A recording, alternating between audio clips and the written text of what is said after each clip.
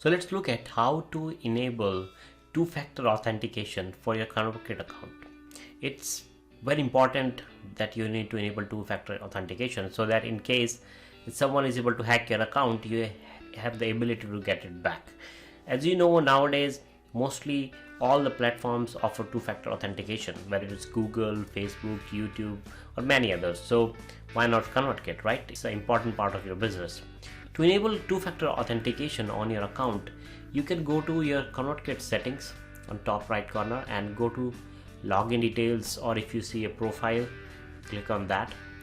Once you go there, you'll come to this page, and if you do not already have two-factor authentication, you will see this box where it says secure your account with two-factor authentication, enable two-factor authentication. So I'm going to click on enable two-factor authentication.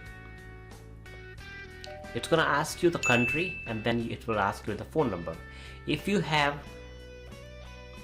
Auth app, it is again one of the authentication app. I use Google Authenticator, but if you want, you can use this Auth app, or you can also use SMS. So I'm going, for this example, I'm going to use SMS. So I'll select the country and then I'll enter my phone number. And once you've done that, click next.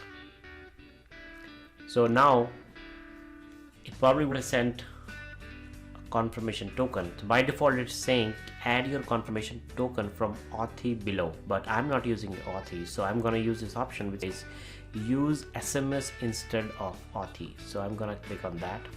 Now as you just heard the sound, a message came into my phone with the code, so I'm going to enter that code and click on enable authentication.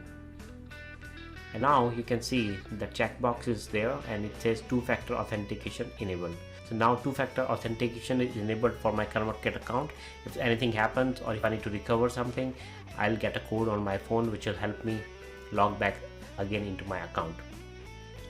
So if I go to page again, you will see this enabled. So just go back and check in your account if it's enabled or not.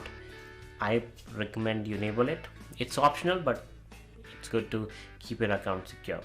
So hope you like this video and a quick tutorial on ConvertKit. To watch more ConvertKit tips and tutorials, make sure to like and subscribe the channel. Thank you.